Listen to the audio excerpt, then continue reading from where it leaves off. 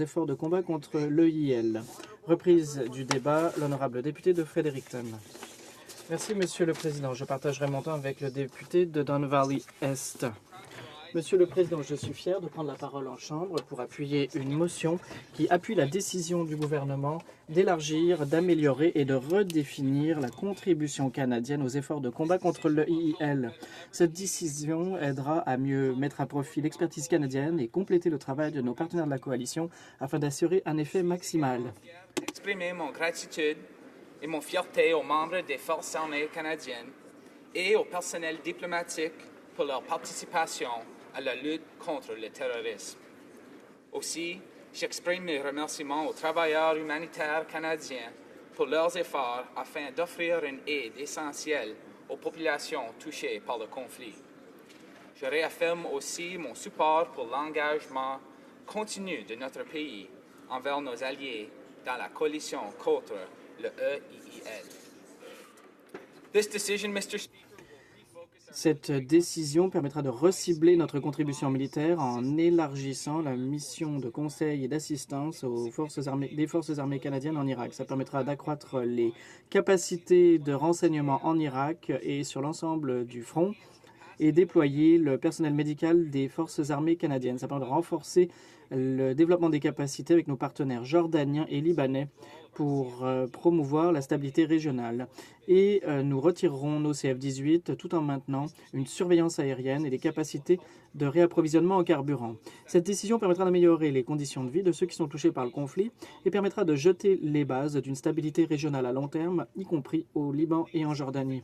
Cela permettra d'effectuer des investissements considérables dans l'aide humanitaire et permettra de jouer un rôle accru avec nos partenaires de l'aide humanitaire pour venir en aide de base des populations victimes du conflit, notamment les enfants, les victimes et ceux qui vivent les effets de la violence axée sur le sexe. Ça nous donnera une augmentation de notre contribution aux efforts internationaux visant à trouver des solutions politiques à la crise qui touche la région. Ça nous aidera à renforcer notre présence diplomatique pour faciliter la mise en œuvre des programmes améliorés. La décision appuie une augmentation des déploiements des FAC, un renforcement du dialogue avec les partenaires locaux et internationaux sur le terrain et donne généralement au Canada une plus grande influence dans la région. And, Mr. Speaker, Et, Monsieur le Président, cette décision nous permettra de nous acquitter de notre objectif qui vise à accueillir des milliers de réfugiés syriens au Canada. Le mois dernier, des commettants de Fredericton, New Maryland, Oromocto et la région du Grand Lac étaient très fiers d'accueillir des soldats qui ont participé à l'opération Provision et qui a joué un rôle essentiel dans le cadre de l'approche pan-gouvernementale de lutte contre l'État islamique. Le 12 janvier, au petit matin, 58 soldats sont retournés à la base de Gagetown, 5e division canadienne, après avoir travaillé à Beyrouth et à Hammam pour traiter des demandes de réfugiés syriens désireux de venir au Canada.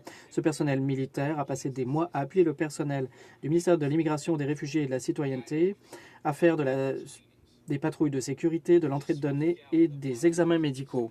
Les soldats à cette opération. Dès leur retour en janvier, j'étais également content de les voir réunir avec leurs proches et leurs collègues. Nous devons tous remercier ces femmes et hommes pour leur service et les féliciter pour leur travail. Mr. Speaker, we cannot... Monsieur le Président, on ne saurait trop insister sur les effets considérables du processus de réinstallation à l'échelon du pays des 21 000 réfugiés syriens qui, jusqu'à maintenant, sont venus chez nous. Comme ça a été reconnu à maintes reprises par le ministre de l'Immigration, des Réfugiés et de la Citoyenneté, ma province du Nouveau-Brunswick, ainsi que ma circonscription plus particulièrement, ont joué dans la cour des grands et ont fait plus que leur part pour réinstaller ces réfugiés. Le Nouveau-Brunswick a accueilli jusqu'à maintenant 1000 nouveaux résidents et je suis fier de dire que Fredericton a maintenant 400 nouveaux résidents.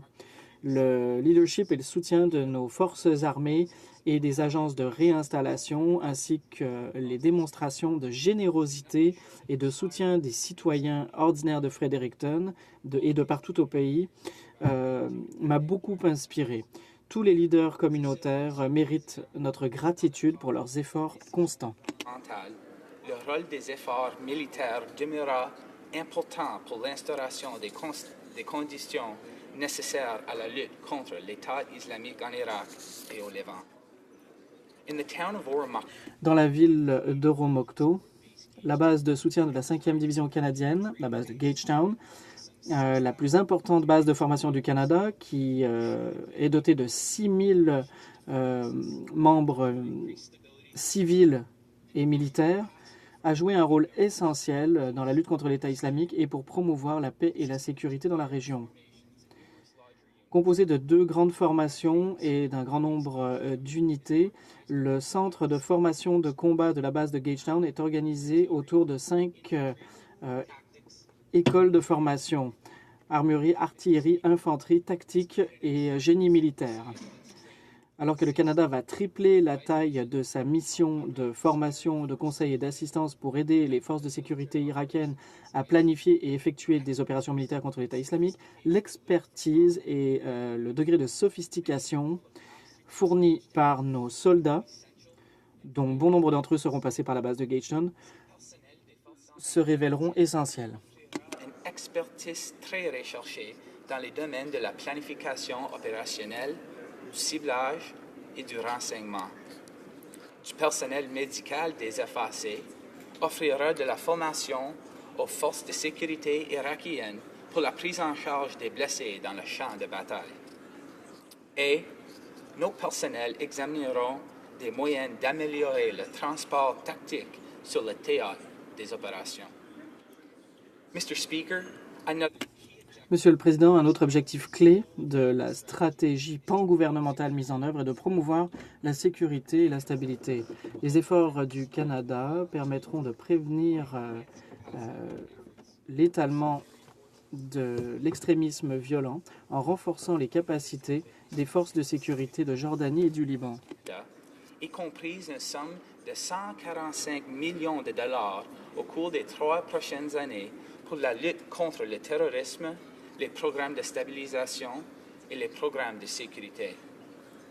Et, Monsieur le Président, le Canada poursuivra des efforts pour appuyer le renforcement de la capacité et la formation des forces de sécurité des organismes responsables de l'application de la loi, endiguer le flot de combattants terroristes étrangers et empêcher l'État islamique en Irak et au Levant d'accéder au financement. Le Canada va travailler avec ses partenaires d'expérience et apporter quelques 840 millions d'aides humanitaires au cours des 3 années qui viennent afin de venir en aide à ceux les plus durement frappés par le conflit, les enfants, ceux qui survivent à la violence dont le sexe est la raison. Le Canada apportera également 270 millions dans les 3 ans qui viennent pour apporter des capacités. D'accroître le rôle diplomatique du Canada. La nouvelle politique du Canada pour lutter contre les crises en Irak et en Syrie aura des répercussions dans les régions environnement. Elle apportera une contribution significative à la lutte contre l'État islamique de l'Irak et du Levant. Elle aidera les gouvernements de cette partie du monde à se défendre eux-mêmes et à rebâtir à long terme. C'est une approche pan-gouvernementale qui fait appel à différents ministères qui vont travailler en étroite collaboration pour améliorer la sécurité, la stabilité, apporter une aide humanitaire essentielle, aider à apporter des services sociaux, rebâtir l'infrastructure et la bonne gouvernance. C'est une approche, je l'ai dit, pan-gouvernementale qui demande un leadership et des travailleurs et le travail d'hommes et femmes en uniforme. C'est une approche pan-gouvernementale que je suis fier d'appuyer. Questions et commentaires. The honourable member for, I believe it's Peace River, Westlock. L'honorable député de Peace River, Westlock. Merci, Monsieur le Président. Je remercie mon honorable collègue de ses commentaires. Je suis fier d'être Canadien et de nos efforts dans le monde pour venir à l'aide à d'autres personnes. Je suis fier que nous venions en aide aux personnes les plus vulnérables. Hier, dans la réunion du comité, nous avons été informés du fait qu'aucun des réfugiés qui venaient ne provenait des camps que nous voyons souvent. D'où ma question. Est-ce que nous accueillons véritablement les plus vulnérables? Le député de Fredericton. Merci, Monsieur le Président. Je dois dire que je suis particulièrement heureux d'avoir pu constater la façon dont Fredericton se serre les coudes pour accueillir quelques 400 personnes et familles qui sont arrivées comme réfugiés. Ces gens, à leur arrivée, nous ont fait part de leur histoire, de la situation déplorable dans laquelle ils vivaient et de l'accueil, du degré auquel ils apprécient l'accueil qui leur est réservé. Nous ne pouvons sous-estimer la situation, les conditions dans lesquelles ils ont vécu. Nous aidons ces réfugiés, nous aidons nos partenaires du Liban et de Jordanie à les accueillir également. Il s'agit d'apporter de l'aide humanitaire à ces individus, mais de l'aide également à ceux qui assument le fardeau considérable de l'accueil de ces réfugiés dans cette partie du monde. L'honorable député de Courtney-Albany. Merci, Monsieur le Président. Je voudrais remercier l'honorable député de son discours. Comme lui, je suis fier d'être Canadien. Vu que les libéraux ont indiqué clairement que le Canada ne devrait pas avoir de rôle de combat, comment peuvent-ils garantir que dans le rôle d'assistance et de conseil, les troupes canadiennes ne seront pas dans les combats? N'est-ce pas là irréaliste? Nos troupes vont être en plus grand danger encore, semblerait-il. Le député. En tant que membre du gouvernement, en tant que parlementaire, nous nous devons de veiller à la sécurité de nos hommes et femmes en uniforme. Nous devons prendre nos décisions en mûre connaissance de cause quand nous les envoyons dans des zones de conflit. Dans la circonscription dont je viens, il y a des militaires. Ils jouissent d'une formation exceptionnelle.